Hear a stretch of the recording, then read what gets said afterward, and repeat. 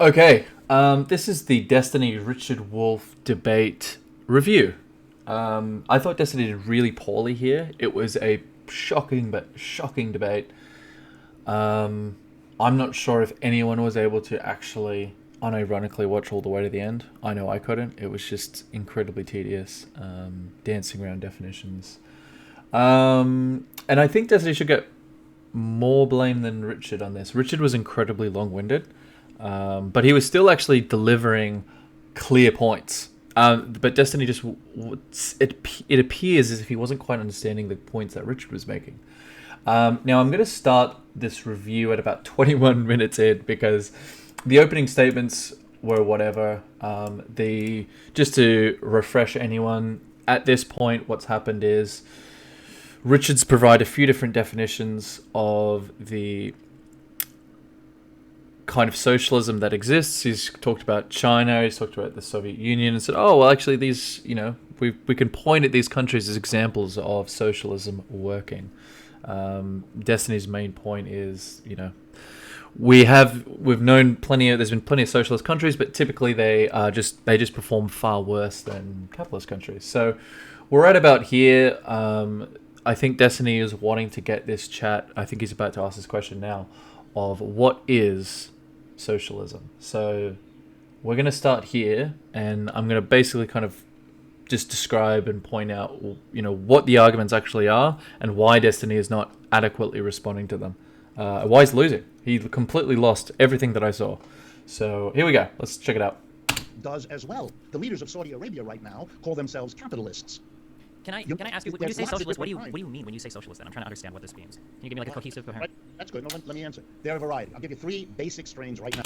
We're watching on, what are we on? 1.75. Richard Wolff is the incredibly long-winded. I'll agree with Destiny on that part. So, yeah.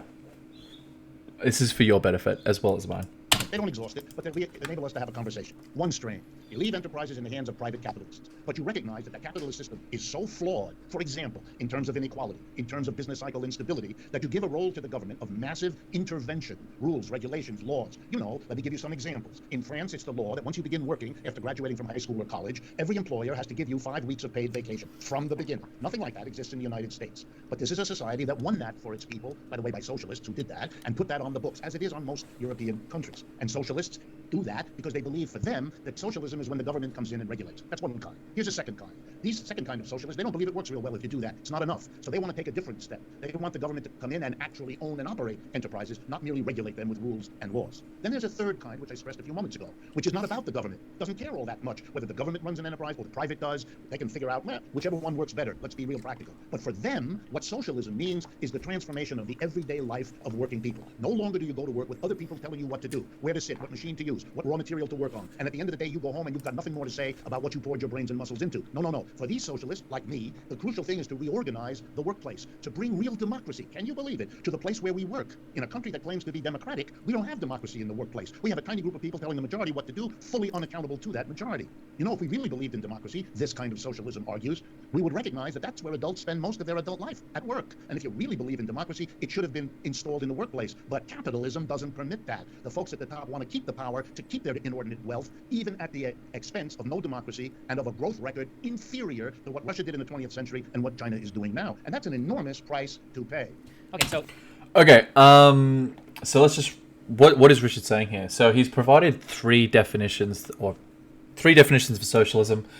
I'm not. He's only as personally ascribing to the last one, which was market socialism. So later you'll see Destiny claim that Richard has not given his own personal definition of socialism, or rather the kind of socialism that he wants. Completely wrong. He's giving it right here. Okay, the first example he gave is basically a social democracy, which Destiny will claim is just capitalism, but I'm just summarizing Richard's argument. So he says, okay, 1, social democracy; 2, communism; 3, market socialism.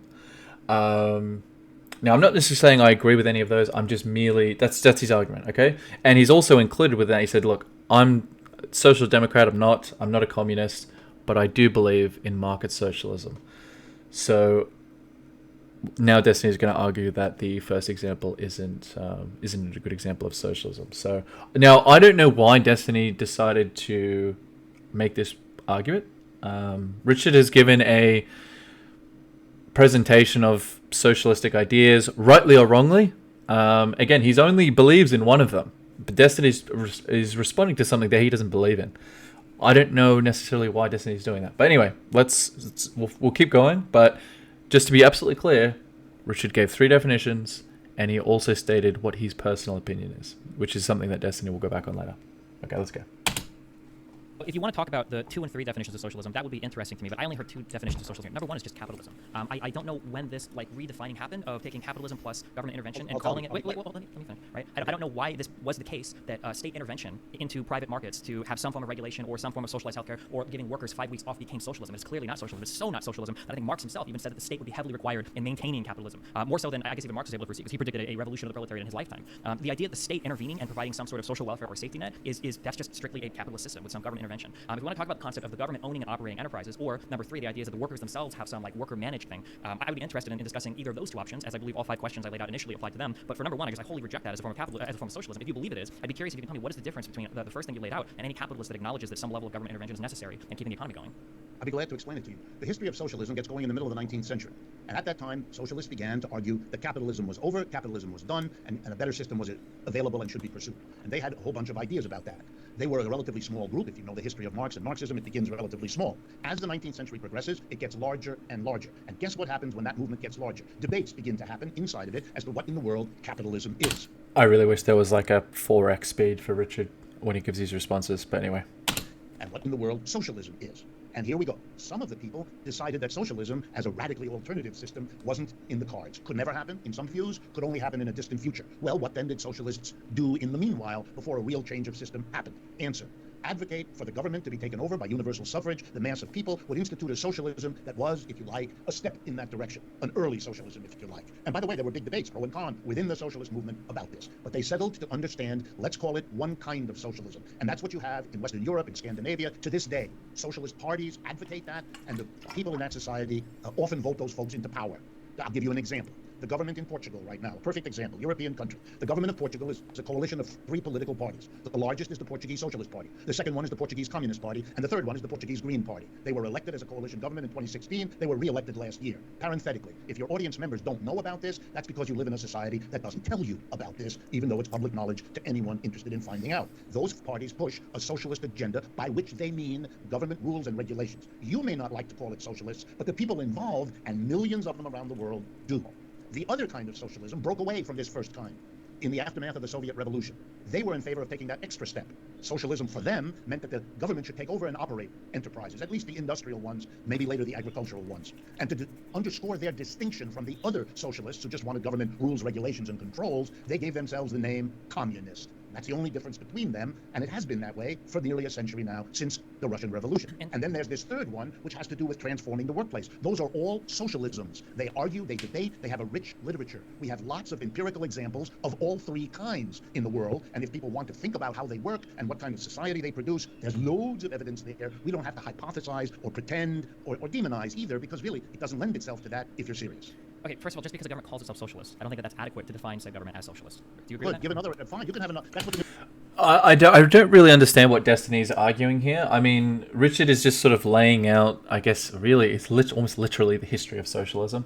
I mean, I guess you could also say a history of social democracy, in the sense that, it's hard for me to imagine, if we just take, a government from, a left-leaning government in Scandinavia, which is obviously a social democratic party, and describe it as socialist. I mean, I'm kind of with Destiny in the sense that, these things are, they're still very much operating within the capitalist system, just merely having government intervention, but otherwise a complete, a free market with government intervention. To me, wouldn't be sufficiently socialist, but again, I don't know why they're talking about this. Again, Richard hasn't really advocated any position here. The only position he has advocated for is market socialism. All of this is just saying, this is just history, okay? This is just history. This is what people think, all right? Anyway, let's see what Richard has to say. Yeah, okay, so you have to give Destiny a chance to speak as well. Yeah, wait, well, so my question would be, you won't have opportunities to give... I guess, would you consider, for instance, like the Nazi Party, would you consider that a socialist party as they have socialism in the name? It doesn't seem like a good... No. But Why not? the minute you know anything about the Nazi Party, you'd understand that. Would you say that is Portugal a socialist economy, or do they have markets? Do they have private investment? Markets have nothing to do with socialism. Okay, can you tell me what is your definition of capitalism then? I just, because when I ask you what is socialism to you, I'm like, I understand that you can talk a lot, you can tell me what other people have considered socialism to be, but under your current definitions, for instance, No, the I gave you Democratic, my no, you haven't given me your definition. You told me what other thinkers in other countries in the past. Your definition is not what Portugal does, or it's not what the Portuguese socialist or communist parties. You're giving me what other people or other thinkers have thought what socialism is. Because under your current definition, number one, the Democratic Party in the United States would be considered a socialist party because they're in favor of heavy government intervention in terms of climate change or healthcare. And I don't know if would you agree that the Democratic Party in the United States of America is a socialist party, or if they rebranded themselves? Okay, so it's clear then that the naming mechanism alone isn't enough for you because the Nazi Party obviously called themselves socialists. I don't think many people, me included, would consider themselves socialists. And it's obvious that there must be some outside definition that you're alluding to that when you call something socialist. So I'm just trying to figure out what can you tell me what is capitalism to you? What does it mean when an economy or a society is a capitalist economy? What does that mean to you? Well, let me. Okay, so yeah, I mean, Decity's just kind of missing the point here. Yeah, I mean, we're about to get into something I think is a little bit more important when he gets stuck into sort of defining capitalism. But I mean, he's saying Destiny is accusing Richard of not stating what his position is. Well, he has already. He has. I mean, I don't know what he's looking for. Anyway, this is kind of, I think where Destiny really starts to lose a bit more badly. So I guess let's listen to this. The answer. I gave you 3 definitions of socialism. I told you they weren't the only 3. This is a debate that's been going on inside socialism, and it's perfectly reasonable for me to give you those 3. It might be nice for you if there was one you could cling to, but that's not the way it is. The tradition is too big, too broad, too global for there to be one definition, as there is in most interesting things in the world, and certainly in many large organizations and large traditions. I did give you my own. My own is focused on the transformation of the workplace. It's more interested in the micro transformation than in the macro one, and particularly skeptical about the power of the government as having had some bad consequences. I want to learn from these early efforts to build socialism so that the future revolts against capitalism will have a better outcome than the ones that we've already had. What is they capitalism? achieved something. Let me finish. They achieved many things we want to hold on to, and they made some mistakes we want to avoid. And that's exactly what it means to learn from the past. Now let me address the question of capitalism. Here's what capitalism is not distinguished by, and therefore is not useful as a definition. Markets. Slavery has markets. It's a different economic system. Feudalism had markets for much of its history. That's not a definition of capitalism that's unique. Capitalism doesn't uniquely have markets. That's silly. Free or controlled markets, which is all we've ever had in the world, the controlled kind, are as old as Plato and Aristotle, who argued over markets. By the way, both of them opposed markets and thought they were socially destructive institutions. Just for as a footnote you might be interested in. But capitalism is unique in one way. It's not a system that's unique in its markets. It's not a system that's unique in its quote-unquote free enterprises. Those are as old as Methuselah. But here is what's unique. Earlier systems, for example, slavery, organized the production of goods and services around a dichotomy, a slave and a master. The master owned all the equipment, all the means of production, and including the worker himself and herself. He owned them. And that was a very unusual way of organizing things, but it existed for a long time. Did it have markets? Often. Did it sometimes exist without markets? You bet. Then there's feudalism, radically different. No master, no slave. Nobody's anybody else's property. But you know how that works? You have a small group of lords at the top and a mass of serfs at the bottom. And the way the system works is that the serfs swear loyalty to the lord, and the lord in return to the serf. And the whole thing is sanctified in Europe by the Catholic Church. Okay, And then let me finish. Then comes capitalism. It's not a master and a slave. It's not a lord and a serf. It's a completely different arrangement. It's a contract. It's an employer and an employee. They don't swear anything to one another, and neither owns the other one. But they enter into a contract in which the employer says, I'm going to give you a wage at the end of the week. You're going to give me your brains and muscles for these hours of these days, and that's a deal we're going to make, and that's how we organize production. That's the distinction of capitalism. No, that's it's what not. I mean That's by like, capitalism. you haven't given me a definition of capitalism at all. Tell me. Yeah, he totally did. So just to summarize what Richard's argument is, this is how he's defining capitalism. So the basic premise is, well, we can't just look at the existence of markets or private investment as an indication of capitalism, because because we can imagine a non-capitalistic system, i.e., a market underpinned by slavery. You can't really describe that as a capitalistic society. Potentially you could, but we need to identify what is truly unique to capitalism, because we can look at all these things. There are some crossover between all these different systems, and just because there's an existence of markets in one system, there's also existence of markets in another. So maybe markets isn't the thing that's unique. What is unique about capitalism is the relationship between employer and employee, and that relationship is fundamentally how all capital and labor in a capitalistic society gets organized. So that is Richard's definition of capitalism. That is what he's saying. Now, you don't have to necessarily agree with that, but to say that that's not a definition is, that it seems pretty reasonable to me. Why is this not a definition of capitalism? Anyway, let's keep going. Actually, I know Richard gave an incredibly memey answer, but I thought that was a pretty good response there. I mean, identifying what things are not, because the reason why he was saying all these things, oh, it's not this, it's not that. Destiny was saying, oh, well, about Portugal, there's private investment. Do you not think, like, you're claiming that these are socialists, but they have private investment in economies. So is this a socialist economy? I think Richard was kind of like responding to that sense. He's like, okay, well, you think it's about private investment, you think it's markets. Well, guess what? These are not unique to capitalism. Capitalism does not need you don't need, for the existence of markets and private investment, you don't need capitalism. These can operate under many different systems, including socialism, apparently, or at least in Richard's assessment. So anyway, let's keep going. A bunch of things that capitalism isn't, and then you've given me a bunch of random collected facts of history, but none of these things Not at all. are... Wait, None of- absolutely. I think that- For instance, when you talk about how markets aren't unique to capitalism, that's great. Worker management isn't unique to socialism. Worker management can exist under a capitalist system right now. Right, I know that that- you like to talk about Mondragon a lot. right, that- Mondragon is... Hold on, right, hold on. Let Destiny Let me finish. finish. We're gonna go one at a time here, okay? So let Destiny finish and we'll continue. When we talk about worker-managed firms or worker-managed co-ops, these things exist under capitalism. What are you... Okay, well, what are you saying then? Can I... Hold on, real quick, I'm sorry. Can I get an explicit answer? His answer within the last 50 years without going back into feudalism or what the Pope said or the schism of the Catholic Church.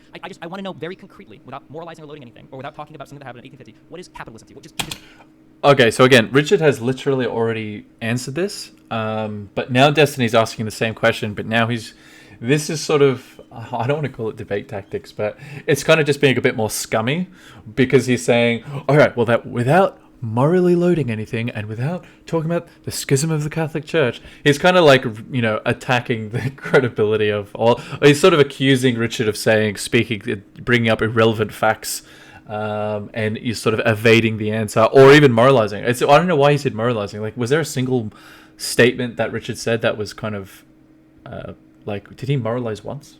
I mean, I didn't notice any. But again, Richard's already answered this. He's just asked the question, he got an answer. Now he's asking the same question again, just in a little bit more snippy manner. But okay, let's keep going. just tell me or explain what capitalism is, because it sounds like go ahead. Any definition of anything is a process of separating it from that which it is not. That's all any definition ever was. But we don't typically give How do you definitions by define- naming every single thing that it's not. Okay, let him answer. Let him answer. Is you differentiate it from a cat. Otherwise, there's no way to do it. To differentiate and to give a definition of capitalism, you have to distinguish it from that which it is not. Those other systems didn't use an employer-employee relationship. That is the core distinguishing quality of capitalism. Slavery doesn't have that. Feudalism doesn't have that. And I never use the phrase worker management. Managers are not what we're talking about. Owning and operating. So, I mean, see, Richard's just restating what he already said, right? Destiny's just missing this. I don't know what he's doing, but pay attention, Destiny. Come on, let's lift, mate. Lift and move. If you want to use a word, it's workers as their own boss, workers as their own board of directors. If you like, you can use the colloquialism in the United States that has existed throughout our history. A worker co-op, a cooperative, one worker, one vote, all decisions, majority vote. That doesn't exist in capitalism. That exists in a different relationship among the people at the work. Oh, okay. So just to actually, I don't think I commented on this, but Destiny made the claim that, well, we can't use the existence of worker co-ops as how can I say this? Worker co-ops are not necessarily socialist because they can exist in a capitalist system. That's what Destiny said. So, as in, say, you don't bring up worker co-ops if you want to talk about examples of socialism, because these things are perfectly these things coexist in a capitalist system. This is so by Richard's definition, though, worker co-ops are actually a very good example of something socialist because, again, according to Richard's definition, I'm not saying I agree with it. All right, so calm down. I'm just saying this is his argument. All right, I'm just restating his argument. According to Richard, what the fundamental characteristic of capitalism is the relationship between the employer and the employee, and that fundamental organization of things. A worker co-op is completely different. There is no employer-employee relationship there. It's been completely transformed. Okay? Now, every worker gets a vote, and it's a group of workers together making decisions democratically. Okay? Very, very different to the employer-employee relationship that is typical in most workplaces. So it can certainly, so I think Richard's about to say here that, these things do actually exist under capitalism already. However, that does not then make them capitalistic, right? Because to be capitalistic is to be defined as an employer-employee relationship, okay, right? So most companies would be capitalistic of nature because they have that sort of prototypical organization of labor and capital. Under Richard's definition, you would say, well, a worker co-op is certainly a socialist form within, it can coexist and operate within a capitalist system, but it is fundamentally different, which I think he's about to go into a bit more detail here. Place. Not slavery, not feudalism, and not employer-employee, because those are different people in each of those systems. Worker co-op, that's no longer the case. That's why it's a radically different socialist system, unlike any of the others. How can you say that that's unlike any of the others when co-ops can exist today under capitalist economies? Slavery can exist and did. You're not answering my question. I don't want to give the negative or everything I'm saying. You're saying today that this is a unique thing that exists. There's never been a problem. Are you guys following what I'm saying? Like, again, that's an awesome still image of Richard there. Richard's given his definition of capitalism, okay? And Destiny's trying to, again, he's just sort of restating what I mentioned earlier. Worker co-ops aren't socialist because they exist right now under a capitalist system. Well, if the definition of a capitalist system is the employer-employee characteristic, well then, yeah, I mean, they are in fact socialist. They have to be socialist, right? Because they don't have that feature. They're different. They are socialist, right? I think that this is argument. This is Richard's arguments, and this is just not. He's not following this. He's not grasping this. I don't know why. It's really weird to me. But anyway. Any society in which we have historical record for different class structures, different systems to coexist. You're asking me a question as if it were, is this possible? It's never been anything other than the norm. But you're telling me that in your society, or I could be wrong, you can correct me, but it sounds like in your society, you would exclusively like firms to be in the hands of workers, which would necessarily preclude... Not at all. I've never written that. I've never said it. You're just attributing things to me. Okay, I'm sorry. I'm trying very hard to answer what you're saying, but the problem is your answers are very long-winded. You're not really answering my question. So am I to understand then that you are in favor of a society where workers have the option to vote on and have control over the workplace, but there's also room for private investment and the government intervenes in things like healthcare or education? Is this like the type of society you're aiming for? Super hostile response from Destiny again. He's like saying, oh, you're giving super long-winded answers, which is actually right, and you're not really answering my questions. Well, actually, Richard is absolutely answering your questions, Stephen. You're just not understanding the answers. My guess would be that the transition from capitalism to what I'm talking about would have long periods of time, typically, where these different class structures, these different systems coexist with one another. Okay, that's what we have today. Yeah. I mean, they're just talking past each other so much now. So again, there's what Richard is saying. I mean, why couldn't okay, so let's put it this way. Under Richard's definitions that he's running with, again, definitions of capitalism, definitions of socialism, you could actually have a situation whereby if you changed nothing about America, all right, US is exactly the same. The only thing that we're going to change is that all the employer-employee owned businesses, or sort of typical businesses, they're getting changed. They're now all worker co-ops. Okay, right? In fact, 80% of all businesses are now worker co-ops. All right. Under Richard's definitions, this society would now be socialist. Okay, and I think he literally says basically this further down the track. Right? There would still be the existence of capitalistic society. Companies, right? Because it would still exist in some form. And this is what Richard's saying. It's like, well, if we're thinking sort of realistically, if we are going to move towards a more socialistic society, it's very likely that there's going to be a coexistence of socialist companies like worker co-ops and capitalistic companies like your standard employer-employee type stuff. So these things are always going to coexist. In fact, and in any system, these things have always coexisted, is what Richard's saying. So, yeah, anyway, I'm just not sure what Destiny's argument here. He feels like he's reaching really hard, and he's being super hostile when he's really just sort of completely misunderstanding what Richard is saying. No, you don't have it in anything like the way I want it. Well, how do you want it? What's different from your vision, what we have today? Well, what we have today is predominantly capitalist with smatterings of the other. I'm interested in having predominantly socialist with smatterings of the other. That's the difference. And without disallowing private investment or disallowing individual owners, how do you get there? Private investment is a completely different matter. You can have private investment and worker co-ops. How? It exists. What's the problem? But why would I ever invest in a company without gaining some amount of equity in the company? They have no obligation to return me any profit. I would never. Okay, this is where Destiny he starts saying some incredibly stupid shit. Anyway, actually, I'll let this play out, and then I'll explain as to why this is so stupid. Investment co-op. Why would you invest in you invest in businesses in the United States? Correct, because hoping, businesses- for example, let me finish. Hoping, for example, for something called a capital gain. You hope that if you buy the shares and if the company does real well, you will be able to sell the shares at some future point to another investor at a higher price. Correct. If that company's growth is the product of its worker co-op organization, you're perfectly happy if you can make an investment that grows over time. But in your world, those shares don't I can give you exist. An example. In First those- of all, there exist work. Richard never said this, and Destiny is again. He's attacking a kind of almost like a straw man, or maybe not quite a straw man, but he's attacking a definition of socialism that Richard number one doesn't subscribe to, and number two didn't describe. So I don't know what he's doing. Don't attack some imaginary concept when the person is giving you what they actually believe right in front of you. Attack that, otherwise you can't win the debate. And this is why Destiny is losing so hard, is because he keeps trying to attack something that doesn't exist. Okay? That no one's talking about. No one is talking. Who said that you can't have private investment with worker co-ops? Anyway, let's keep going. These kinds of enterprises exist in the world. So this is not a hypothetical. Then they're not worker co-ops by definition. Sure they are. A worker co okay, tell me, my definition might be incorrect, so you can correct me. My understanding is that what makes something a worker co-op, or what makes something employee-owned, is that the means of production or whatever firm you operate at is wholly owned and operated by the workers, meaning that when profits are generated by that company, they're returned to the workers, and when decisions are made about that company, those decisions are made by the workers. If that is the definition that we're going by, there is no room for private investment there. This is incredibly stupid. And if you think about it for more than 2 seconds, it should be obvious as to why this is stupid. A company, let's just say that a company wants to raise money, and 20% of the company is sold off as equity to investors. Okay, right? They just didn't want to raise some money to buy a new machine, new warehouse, whatever the hell it is. Okay.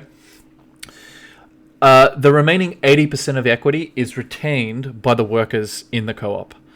So what is the consequences of raising capital? Have the workers had their voting rights reduced? I mean, sure. I mean, strictly speaking, technically, they have, but they still have complete control over the decisions, or at least rather, the board in this hypothetical company has complete control over any decision that they get to make. So why can't we have private investment in for a worker co-op? It would be presumably the decision if the board of directors of a worker co-op decided to raise money and they wanted to sell off 20% of shares. I mean, why can't they? Right? What's the problem here? I don't get it. Like, it just makes no sense to me. I don't know why Destiny is raising this point when it's just so patently obvious what the answer is. Like, I don't know, man. I don't know. Right, but that's the wrong definition, and Okay. not the one that operates in the world. Give me your definition. Definition of the worker co-op is that the workers make the key decisions. They are their own board of directors. They may make the decision democratically to raise capital for their business by selling shares. Of course they could do that. Those shares would not allow the people who own them to do the steps that they can in capitalism. They would not, for example, be able to dictate who's the board of directors, because the workers themselves are their own board of directors. But there's no problem with private investment. There never was. And my question is, One of the most- why? let me give you an example. No, I don't need an One of example. the No most example. We have this definition. Okay? I just want to hone in on this definition. Okay? My question is, why would any individual ever invest in a company that doesn't have a fiduciary responsibility to their investors? So, for instance, in your world, if I were to buy 20% of a co-op, their workers tomorrow could say, you know what, we're all bored. We don't want to do this anymore. We're going to move on. We're shutting the business down. And now I've just completely lost out on my investment because they have no responsibility to me because I have non-controlling shares. The only shares you're selling are non-controlling. Why would any private investment ever come in knowing that co-op never has an obligation to make a profit or return a dividend to the investors? There's many companies listed on the stock exchange right now that pay no dividends to their investors. Here in the United States, it's a normal part of our No, system. absolutely not. They might not pay. What are you talking about? I'm talking about capital markets 101. They might not pay a dividend, but Then you're badly misinformed. I'm not. Most- I promise most- you, the foundation of the stock market in the United States is a returning of capital to the people that are the ones doing the investment in companies. Now, it might be the case, as you correctly point Not out. at all. It might absolutely. It might be the case. Really, Yeah, really. You're unaware. No, most of the most dynamic companies in this country.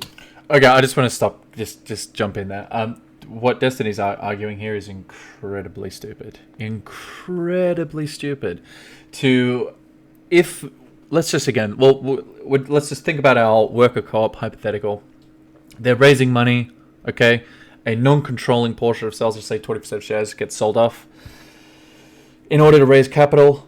Nothing has fundamentally changed. But more importantly, for the investor, if they want to get what's the incentive for an investor to invest in a worker co-op when all the workers could just walk away? Well, it's the same reason why they would invest in any other company. If the company is undervalued relative to its share price, well, then it's a good investment, right? Or at least as per the investor's sort of idea of what a good investment is, right?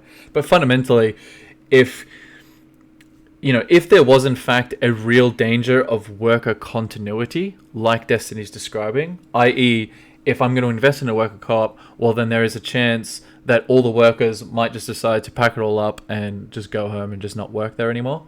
I mean, it's kind of an extreme, almost absurd argument to make. Anyway, but all this would do would just would apply a discount to the value of that share. That's it. That's all it would do. Now, for Destiny's argument to work, the value of the shares would need to be zero. Then it would make more sense, and you'd be like, "Well, then actually, it makes no sense for an investor to invest because the shares are literally worthless." But they would never be worthless. Okay, that would never happen. If we put it this way, if we've got two companies that are exactly the same, completely equal, one's a worker co-op, one's not. The worker co-op has a risk that all the investors will all the workers will just simply go home one day, not going to work. The whole company folds overnight. Okay. The share market would heavily discount that company relative to the second company, which is just a standard company. Okay, so there's no legitimate risk of that actually happening. Okay, so again, it's above zero though, so it could still function as it's still completely fine. It still functions completely normally within the share market. It would just be applied discount, but again, it would still be above zero though, right? As long as it's above zero, Destiny's argument falls apart. Makes no sense. Absolutely no sense. Are selling stock to people to whom they have no responsibility, legal or otherwise, to give them a dividend ever. Okay, Professor, do you believe that a dividend is the only way that you can return capital to shareholders? That's not the point. That absolutely is the point. You made the point. What is the company responsible for? The company is responsible to run the company. They are not responsible to give money back, whether it's dividend, return of capital, or any other way, to the people who give them the money to buy shares. The people who give them the money are gambling. They hope that they can sell the shares for more, and they will sell the shares to anybody who can buy them. The company is not responsible to buy those shares. The company is not responsible for what price they can get. If they lose their shirt, tough luck. It's not an obligation or a responsible. That's the way the law of this country works for the stock market. And there's no problem in a worker co-op saying to investors, we're going to grow better than what you can get from a capitalist enterprise, so buying a share of our stock will give you a better shot to sell it at a higher price later. And I can give you examples. Wait, I don't want examples. No, we don't need examples. I'm going to give you an example of a company that did that, just so you can see why an investor would do it. I mean, really, you can make a theater of your hand. I'm not making the problem is you said something that's just so on its face absurdly incorrect about the characterization of U.S. capital markets. Do you not agree that there exists a legally binding, the SEC legally regulates fiduciary responsibilities to investors? I don't like this trick you've pulled by making it sound like, let me finish, please, let me finish. You've made it sound as though I believe the only way to return capital to shareholders is through dividends. That's absolutely not the case. That's one reading of it. You can return it via stock buybacks, you can return it via increase in growth of the company. You're not obligated to do any of that. You have a fiduciary responsibility to your shareholders. Of course you do. If you take my advice, I teach these courses. If you read what fiduciary responsibility means. Okay, I'm just going to jump in again. Again, what is Destiny talking about here? Again, the argument here is like, without a fiduciary obligation to shareholders, then the share price is worth zero. Essentially, is what Destiny is arguing. So, on its face, that's absurd and wrong. But even if we were to say, I mean, there's no reason why worker co-ops would be unable to satisfy this obligation, right? Because as we've seen in law, in real life, as it stands now, companies, to satisfy a fiduciary obligation just means that you're basically running a business in good faith. Okay? Right? So Richard is completely correct. He's completely correct in saying that.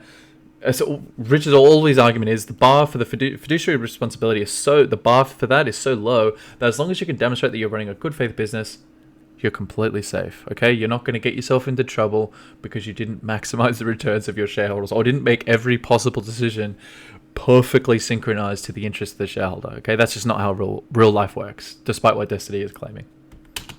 It's an abstract generalization. It can be easily demonstrated in thousands of legal cases that there is no obligation of any material sort that they return money to the people who invest in them. It is perfectly okay to run your business as you think it should best be done, short of committing fraud or illegal activity, and that would apply in any system. The investor is taking a chance, buying your shares in the hopes of selling them at a higher price. It happens all the time, and it would be perfectly consistent with workers who run their own enterprises and are their own board of directors. That's not a problem. Never was. There's nothing inconsistent with private investment on the one hand and worker co-ops on the other. Now, if you have a worker co-op system, they might decide, because we have democracy now, that they don't want that they would like to be the owners as well as the board of directors of their own enterprise. That's possible. That would be one of the variations of worker co-op economic systems, just like we have variations of capitalist systems. Can I ask you, so in a private business in the United States, if I invest my money in a business, a publicly traded business, if they were to cash out all that money, just close the business down and run, you're telling me that in the United States that company wouldn't be held liable for scamming its investors? Absolutely. If that company had a good lawyer and showed that they made an honest effort to have a business and then it didn't work out and they closed it down, the investor would have absolutely no standing. Exactly, you're right. But you use a word there, an honest effort, and it's doing all the heavy lifting in that statement. Of course, you absolutely must show a court that you are making this is part of your fiduciary responsibility. You're making a good faith effort to return money. That's what the worker co-ops could easily do. We're making a good faith, honest effort to make a business. And that business requires us to do X, Y, and Z. And the private investor got nothing to do. That happens every day. That's not what a worker co-op's maximizing for, though. A worker co-op, if by your definition, which is a democratically voted organization, is going to be trying to take into account what their members are voting for. They might not vote in the best interest of a shareholder. They might vote to do something completely different. That would be understood by the shareholder. But then that's my By entire the way, point. only the most naive shareholder in the United States believes that the company's decisions are intended to do the best for the shareholder. I can show you 50,000 legal cases in which that's not the case, and which it is contested in the courts, and you could have that in a worker. That's right, and I can show you the Dow Jones, the Nasdaq, and the S&P 500. We could go to the UK and look at the FTSE 250, the FTSE 1, and I can show you histories of markets where companies do reliably over long periods of time return profits, whether in the form of dividends or the increase in your share price, to people that invest in those companies. I'm sure you can show me a lot of things that happen that are bad in capital markets. What an incredibly fucking stupid thing to say. So Richard's basically just explaining how all he's doing is explaining how a worker co-op would be able to still have private investment within that worker co-op, right? It's a pretty reasonable claim to make, and Destiny's freaking out because he just doesn't seem to understand how a worker co-op would be able to satisfy that fiduciary obligation. Now, Richard has gone on to explain how this all would work completely fine. Basically, the short version of his argument is, hey, listen, it's a really low... As long as you're running a good faith effort, as long as this worker co-op can easily demonstrate that they were genuinely trying to run a business, then they have no more obligation to their shareholders. So if it all goes tits up, no problems. Destiny's response is, oh yeah? Well, I can show you companies on the Nasdaq that make profit. What the fuck are you talking about, dude? What does that have to do with anything that Richard just said? What are you talking about? Well, I can show you an example of the FTSE 100 returning profit. Okay, that's great. I hope you invested in those companies. Nice, good job, dude. Markets where companies scam people. Much as I can show you bad things that happen like famines under the USSR, but pointing out to a few bad actors does not clear up the problem of the fact that investing in a co-op where the workers have no obligation to return anything to an investor. About bad actors. You're inventing these things. I mean, again, now Destiny's strawmanning really hard. So, why would he invest in a company that has no obligation to our shareholders? Well, what are you talking about? The worker co-op is held to the same standard as any other company in this hypothetical example. So, I mean, yeah, all they have to satisfy is that satisfying that fiduciary obligation is as simple as demonstrating that you're making a good faith effort to run a business. That's it. So, Destiny is just talking absolute garbage right now. Absolute garbage. How are you guys doing? I'm not sure how much more I can stomach for this. This is pretty painful, but I'll keep going a little bit longer, and then maybe I think I'll call it. Because, I mean, look, what are we at? 15 minutes? Come on, guys. This is 2.5 hours of this? I couldn't abide it. We were talking about private investment and worker co-ops. You had made a statement that these somehow couldn't coexist. I'm explaining to you that there's not the slightest problem. You want to change the topic, that's very nice, but that's what the topic was. We weren't comparing goods and bad stories. We were explaining how and why private investment is not an either-or in relationship to worker co-ops. One of the fastest growing industries in Spain is something called the Mondragon Cooperative Corporation. It's a family of worker co-ops. You're not even worker managed, though. I don't know if this isn't good. It is the seventh... Okay, I mean, Destiny, I think, knows that he's completely beat here, and he's just sort of completely surrendering this argument because Richard's pivoting. I mean, you could call it pivot. He's just moving on, basically. I think he's over this topic as well. He's bringing something up, and Destiny's now happy to talk about Manhandron or whatever the hell the company's called. I think I'm going to call it there. I just can't be bothered. I can't be bothered to keep going. This is an incredibly boring thing to listen to because it just seemed like Destiny was being super bad faith the whole time. I mean, I just refuse to believe that he was being this obtuse. Like, I mean, Richard was long-winded, sure, but he was actually answering all these questions in what I could perceive as a good faith way. Look, I'm not a socialist. I'm a social democrat. I think my politics would roughly align with Destiny's, but yeah, Richard just had his way with him on this one.